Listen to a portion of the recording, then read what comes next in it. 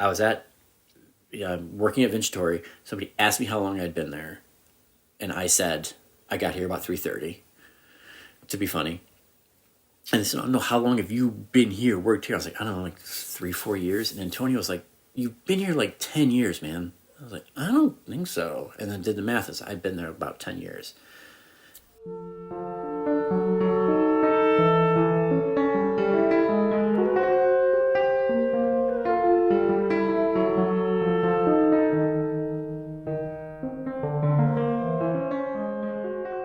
I worked at Vincitori longer than I should have.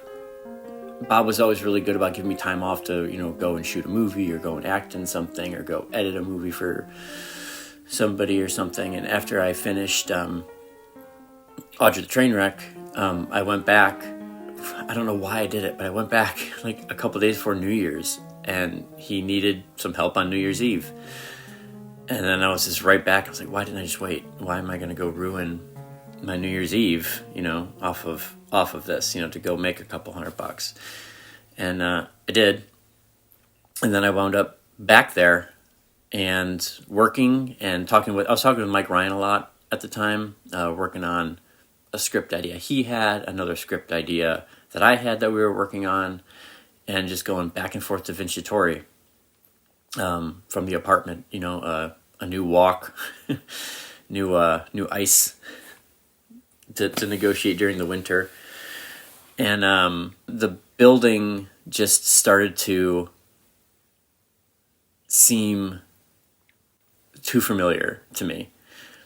So just using the space that was just so familiar to me felt like, using my mom's house the way I used in Quietly On By, with like the creaks and the details, and like the weird basement that I got dressed in, and like the bay of lockers and stuff, and like, the folding chair, and you can hear the creak of all the people above you.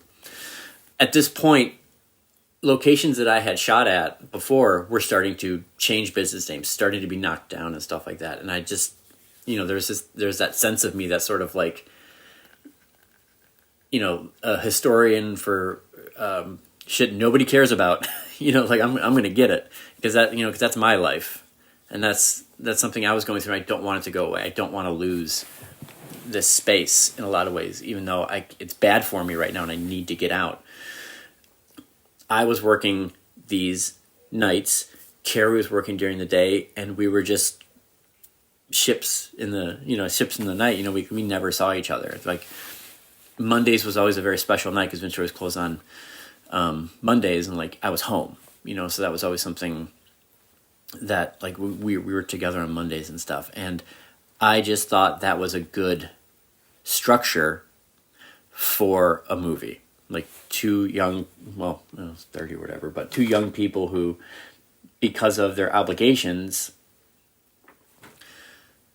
they don't see each other. And it's like work is literally taking them away from like the most important thing in their lives. And that was just kind of that.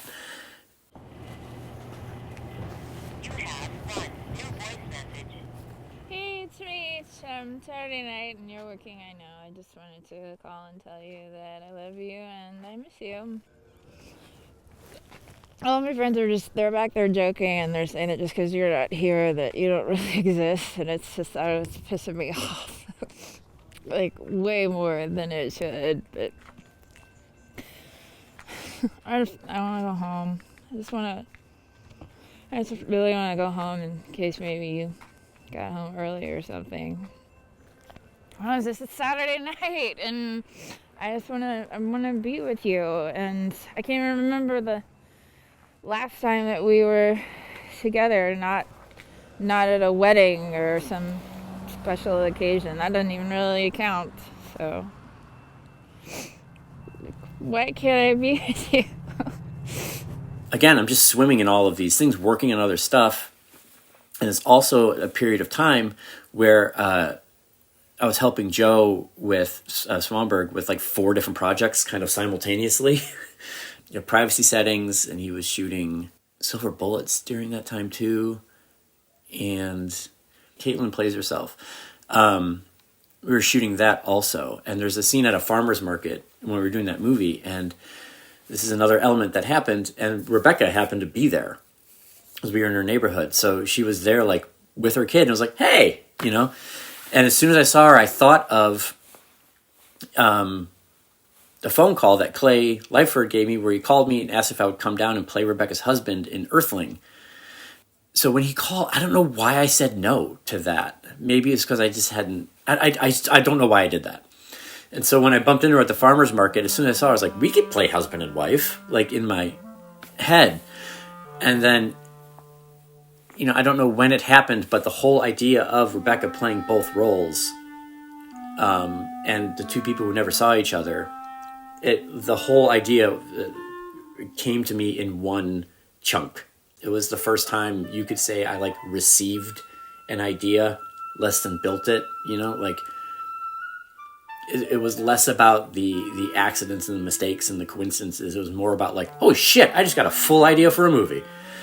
Great. And I called Rebecca on one of those walks home. I like scheduled a time to call her. And I called and I said, I'm going to write a movie for us. And, this is sort of the gist. And she listened and she said, well, this is good, because she had just quit her day job to pursue acting full time. And I was like, see, there we go. This is going to be great. And like right as I said that, I literally almost tripped over a fox, like a live fox. And I said to her, I was like, I'm 2 inches from a fox right now. Hold on. And like just backed up, and the fox just kind of like went away. Like, what's your problem? And I was like, that was fucked up. And she understood it 100%, because, we talked about, it's work boyfriends. I had a work boyfriend, my husband's got a work girlfriend, if you can kind of take all of those things and just imagine them as like this ball, or like this balloon, like that just popped all over me. That's how the movie happened.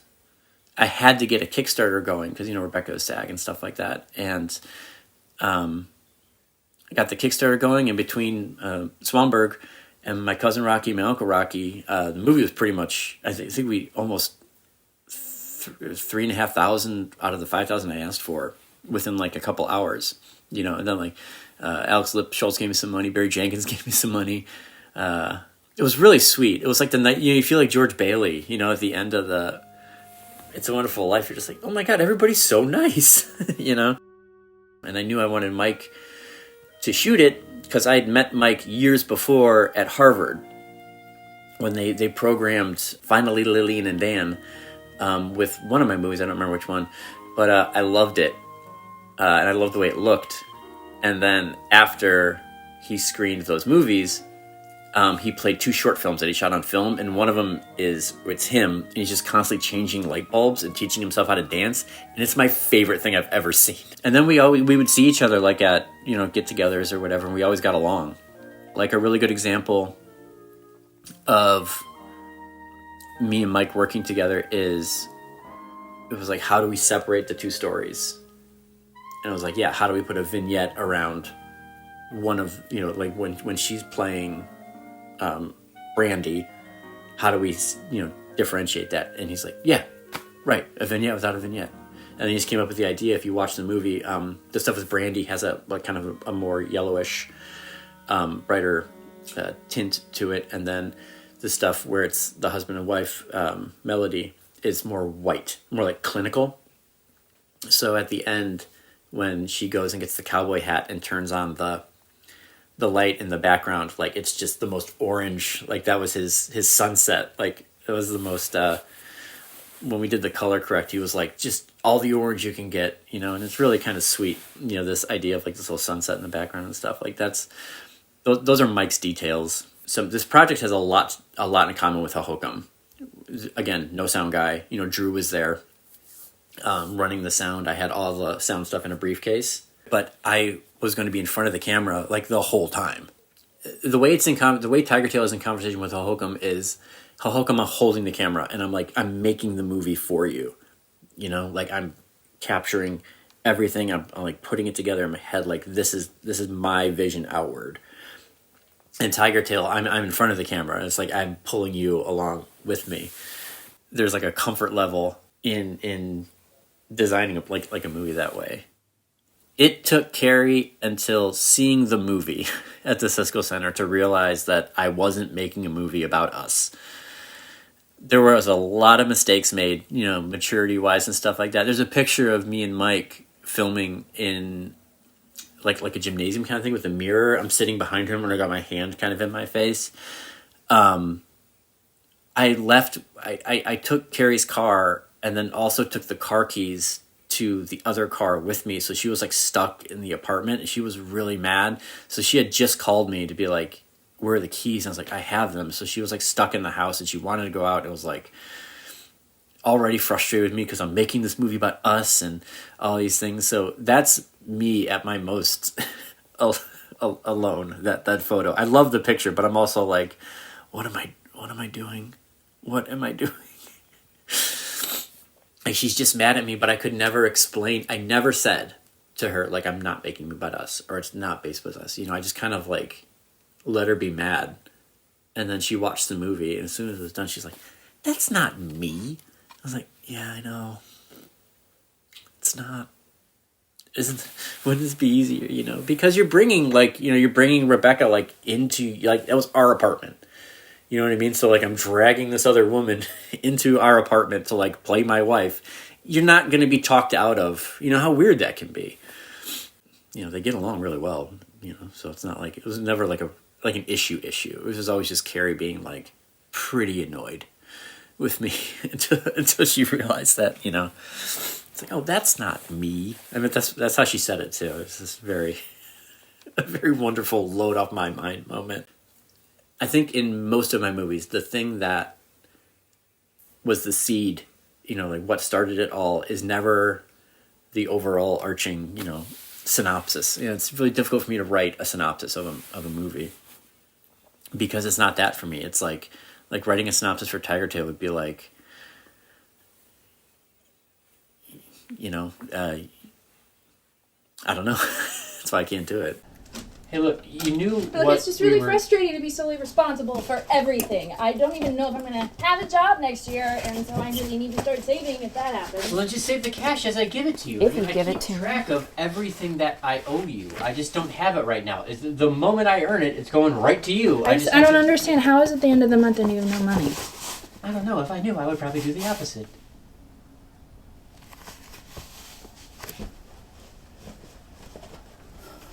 You knew what this was. Which boot? One more time. Black.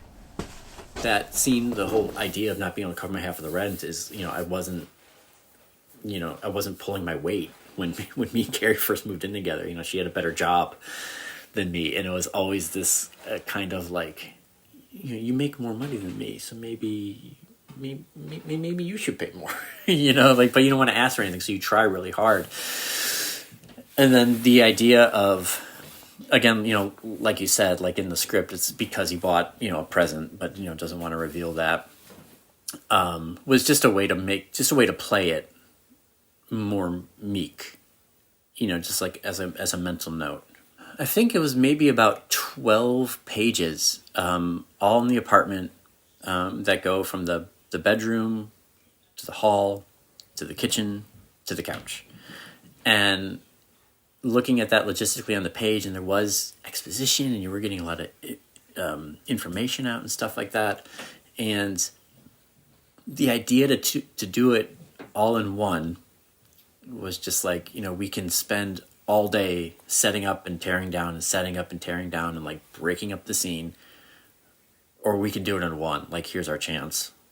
Putting on the hat was definitely like the cherry on top. That wasn't scripted. That's like an ad lib.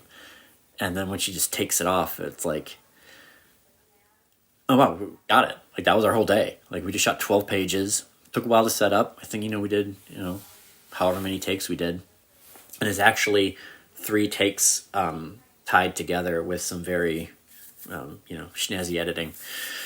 I shoot everything as a master anyway, even close-ups. I don't do line reads. I don't do feeding. Like, everything is an action, whole scene. I don't care if it's dead weight. It's all to keep the flow of everything. And I think that fed into the actual tiger tail scene, which, you know, the donuts that we're eating when we're leaning on the car, you know, chocolate and vanilla twist donuts, tiger tail donuts. We did coverage, and I cut together, you know, the whole scene was like nice close-ups, you know, like on that, you know, suburban main street and stuff, going back and forth. And then also just watched that one take. I you know, showed it to Mike, and, you know, again, like, not overthinking it. And he was like, well, you guys are doing a lot of the heavy lifting. Did you hear me? Yeah. But I can't think of the last time we went. Like, had dinner. I'm pathetic. It really is.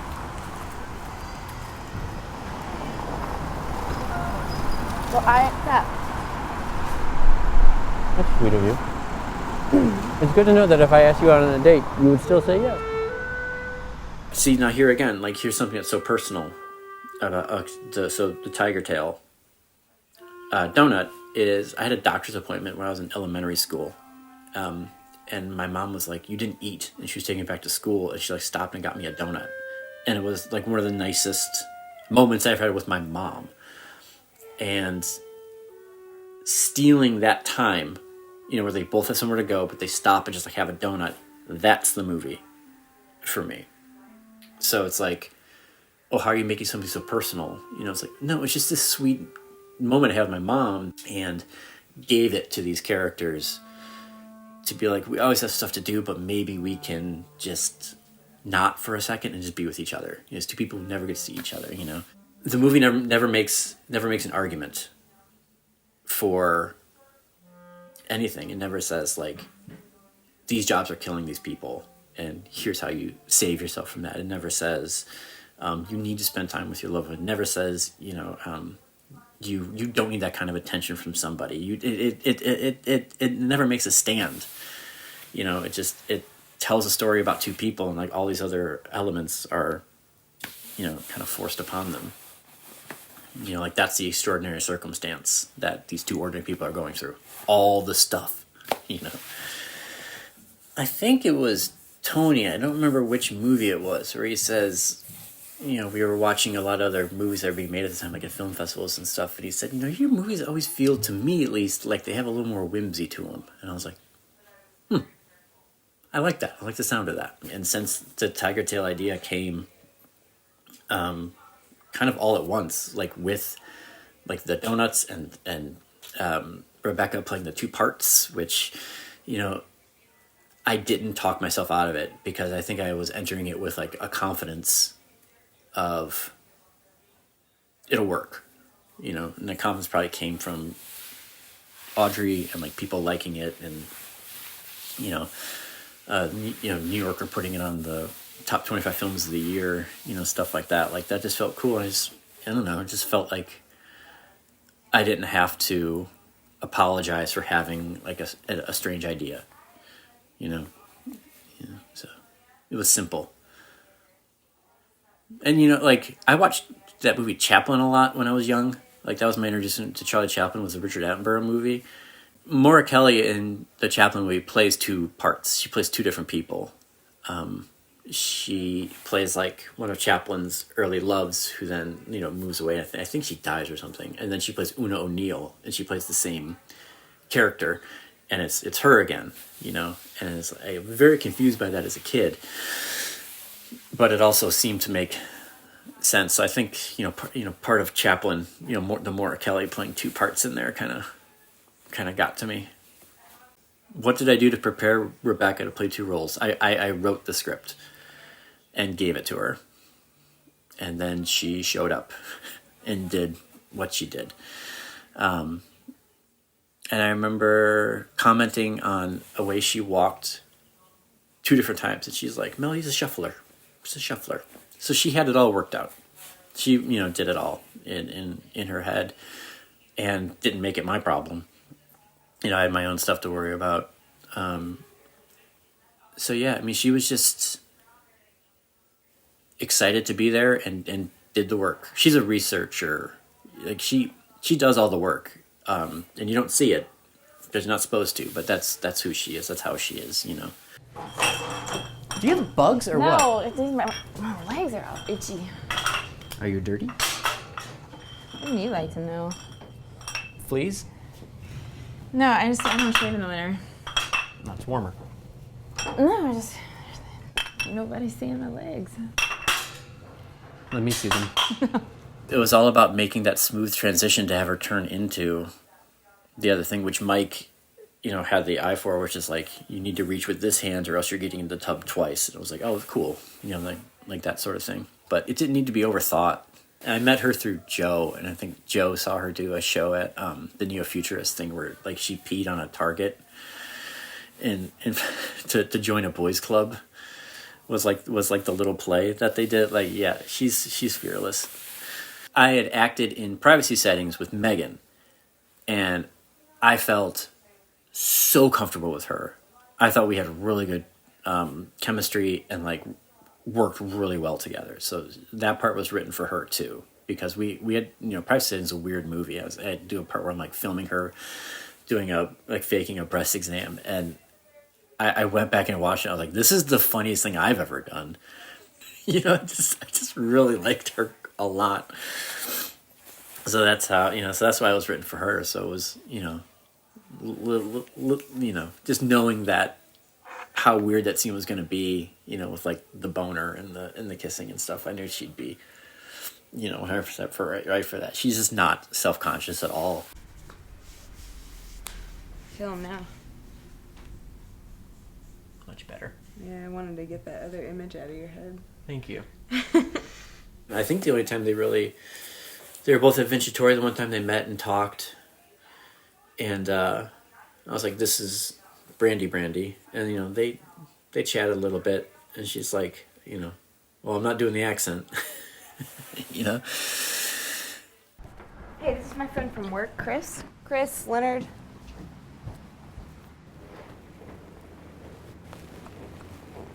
Waiting on a friend? Yep.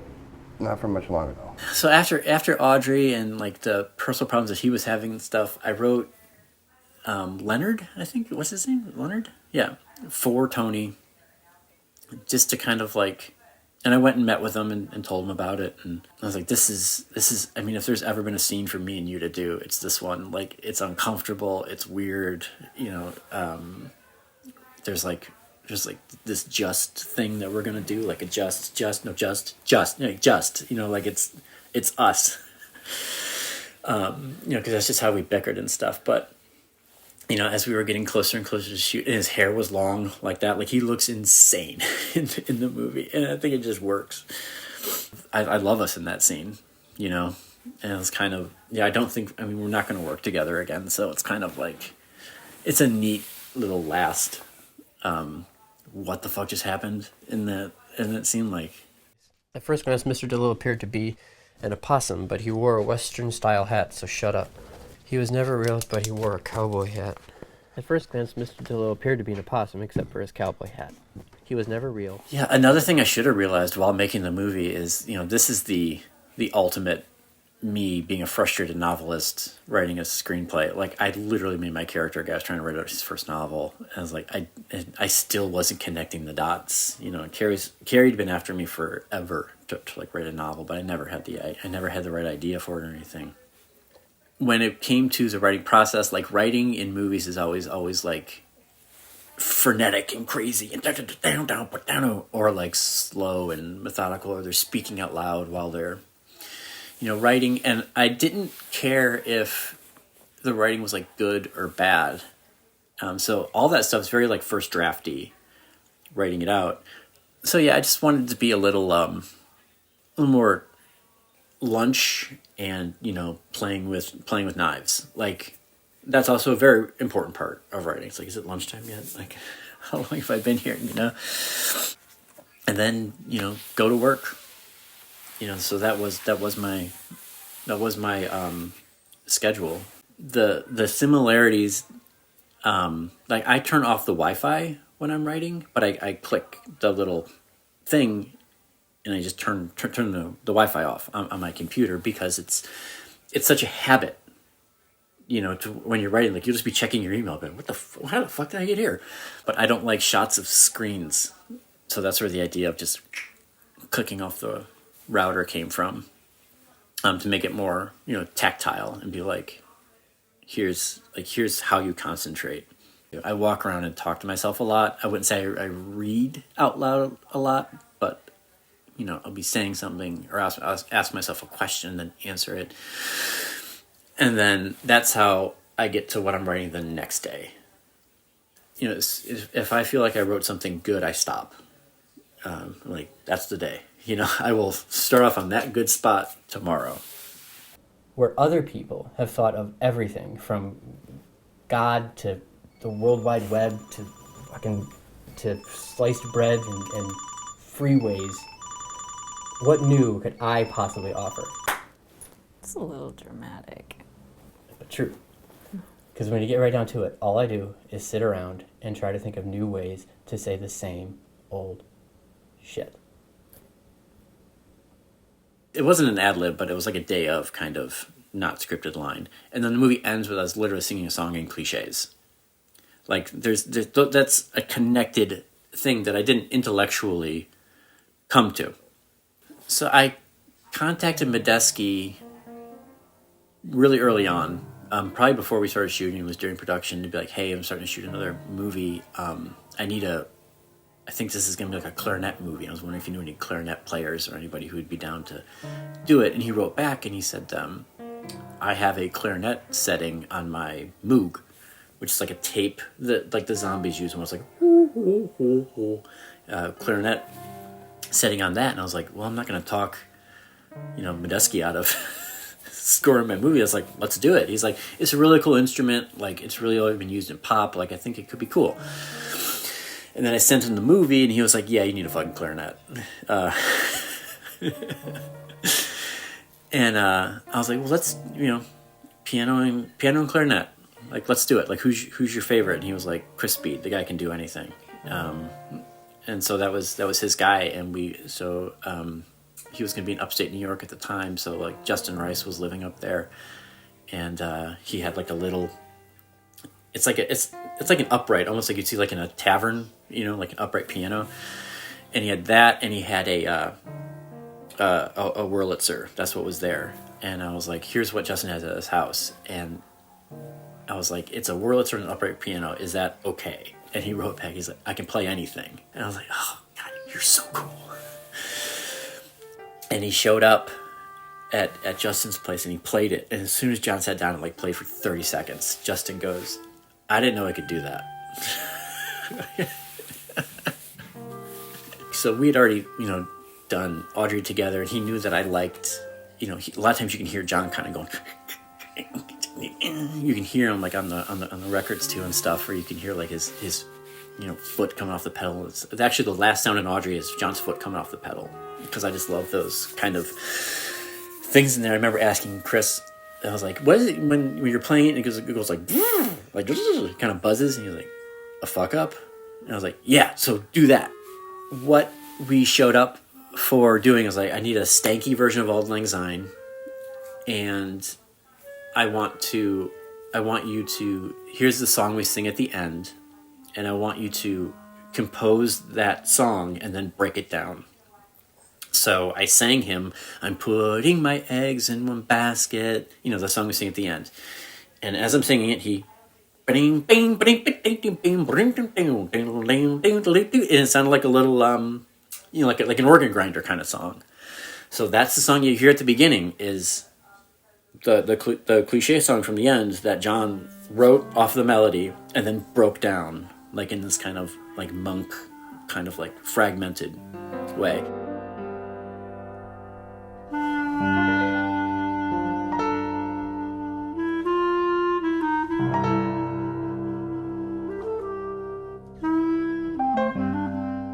Music in the movies, the way I've used it, and this will come up with Bloomin', because I tried to do more tonal stuff in Bloomin', and it just didn't work with John, is atmosphere meets like the rhythm section of the movie. I see it as like the drum beat of the movie, like we are like the actors are the music, and the piano, the clarinet, that's keeping the beat, that's keeping the rhythm of the movie, And I had the sheet music for Auld Lang Syne. I was like, do you need this? And John's like, no.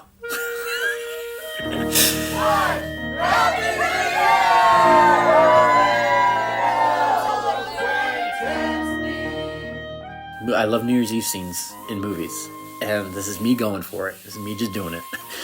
Just having them sing and kind of having those moments of these two people apart, and those times in the basement of Inventory listening to people count down were really hard on me. It was really tough. You feel really alone and like, why am I doing this? And I'd be like, this isn't okay.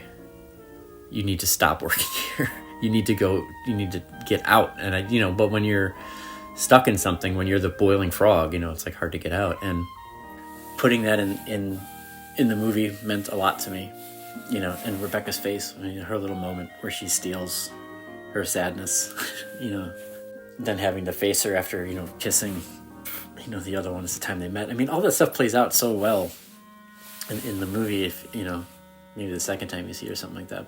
There's no apology for being like, this is something that's personal and putting it in there, because there's nothing saccharine about it. And I just went back there for lunch. It's not Vegetory anymore. And it's like I was never there.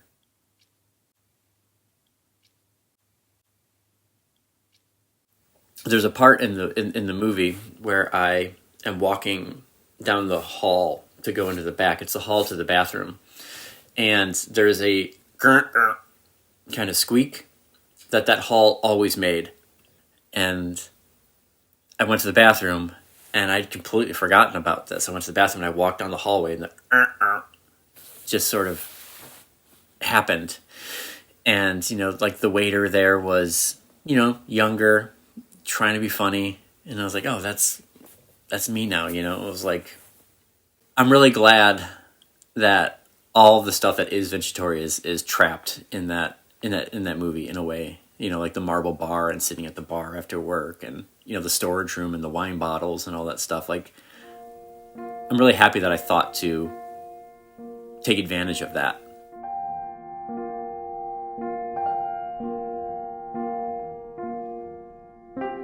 The reception took a while because it didn't get into South by, and if I'm remembering correctly, I think it premiered at the MoMA for the best film not playing near you. Like, that was its first screening, I think.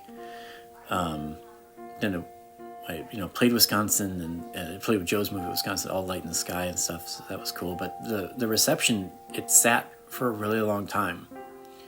And I think for some people it was like, for some programmers maybe it was like, here's another Frank Ross movie. I try not to think about that kind of stuff, but it did sit around for a while, just waiting for someone to play it, and it just wasn't in the cards for a while. But like the people at the Gotham Awards, obviously, were like, I think it was the second or third movie that I had, premiere at the best, film not playing near you. It's like, when are they just going to name it after me? But like, those people there, it was like, wow, here's another one. And it was like, did good, But it was more of the same, of like, even being on phones with programmers, being like, I can't program this, but like, where else are you going? Who can I call? What can I do for you? Like, phone calls, not emails. I take it all as very positive, stuff. Like, the movies exist, and I'm never like, I don't compare, it to other movies and like what this success was, what this success was. It's not something I think about too much. In between every movie, I wrote a screenplay that I couldn't get money to make.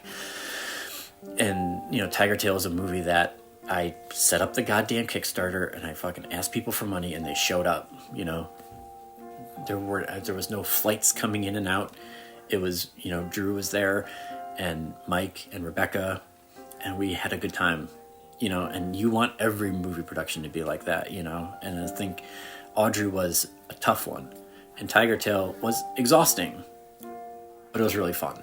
What do I see of myself is definitely that weird thing that happens when when I look back at something that I wrote or I made, I don't recognize that person anymore.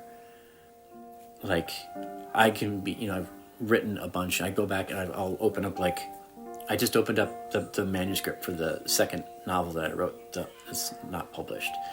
And I, like, read a page and I was like, that's good. Who's that guy? There's so much of this that you really can't intellectualize. When I see, like, that monologue at the beginning, like, that's me, and, like, I'm editing me. Like, I stop seeing me for a while and just try to make the best choices for the movie. Yeah, I was able to work the way I like, which is instinctive and, kind of musical in the way where it's like, just keep it in tune. Don't overthink it. Don't just make your choices and keep moving forward. I don't have an understanding of my process other than making decisions that seem right at the time, under the umbrella of whatever we're working on, And I just think that that's why, like, the movies, when you're watching them, like, they unfold, they unfold in such a way that's different from other narratives, because I'm not trying to get them.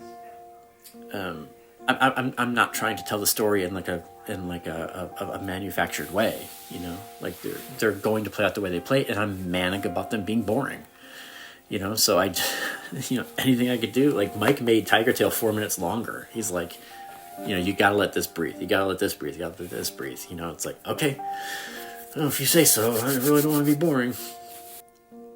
I talked to you guys before about, like, not recognizing, like, that young kid who, like, put together these crappy productions and stuff like that. Like, it's so true in Tiger Tail. Yeah, it's kind of because it's the last movie that I'm ever going to be able to make for $5,000 with that amount of energy and stuff like that. It's like, part of me must have known that, and just, again, those coincidences that came up, like Rebecca, quitting her job to go pursue acting full time and stuff. I was like, that worked out nice. Even the In Blue, because Hohokam was Hohokam in Blue for a while, or Hohokam Blue, and we dropped that tag from there and stuff, and putting it back on here felt like, wow, I can really make something that's mine. If this is the point where, yeah, I don't know, ask me in 10 years. Because, having gone back to Vincitori and, like, stepping on that crack that we talked about earlier and stuff, I was like, I still don't know what the hell I'm doing, like, in time and space. So it's nice to have locked down a certain time of space, and, like, here's what I can do is take something that really did happen and kind of, like my mom and going to get the donut. That's something that really did happen. I can take it and put it into something and then call it art. I honestly don't know what to say. I could just babble on and on, but, like, yeah, I'm proud of it. I think it's my best movie.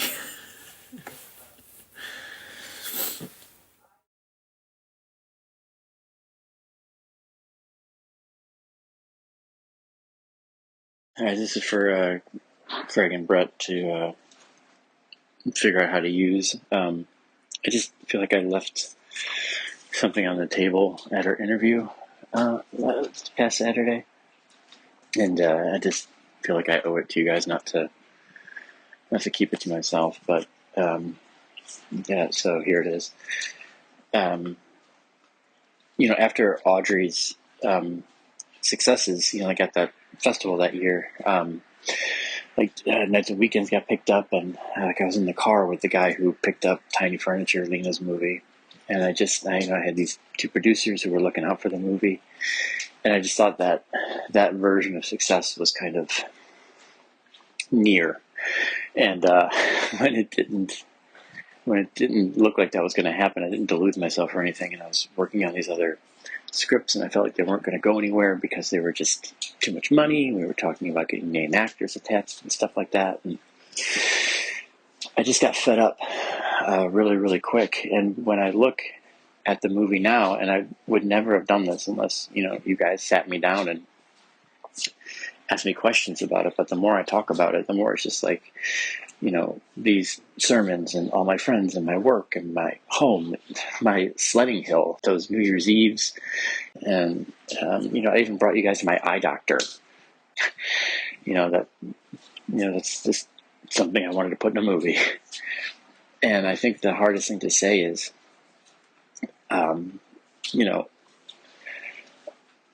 what did I have, at this point? Like Audrey, if the previous movie was not only like, a success, like it came out good and people liked it, but also it was an experiment in letting go of the camera. And now I had this like magic trick where I could now be in the movie because I didn't need to hold the camera anymore. And it could look good, like present company was fiddling around with the idea of doing it, but Audrey was like, okay, cinematographer. And now, I had Mike. I was like, okay, cinematographer, and I'm the director on the other side. And it's kind of getting off the subject, but because I guess I'm avoiding, trying to say what that movie really is to me when I look at it, and it's everything I had, with the amount of craft and technical ability and know-how that I had, combined with, as a writer and a filmmaker, it was everything that I had left after what is it, my seventh movie. And it's hard to say that because I don't want it to sound like, I have nothing left. I've always been blessed with plenty of ideas to work on, plenty of things to keep my attention. I don't have enough time to do all the things I want to do. But that was what I could do, and it was all I had. And when I look at the end of that movie, like a newly married couple, singing these cliches to each other, that's basically saying, like, I'm betting everything on you. And then, turning off the internet and going back to work. That's what I see when I watch that movie now. And,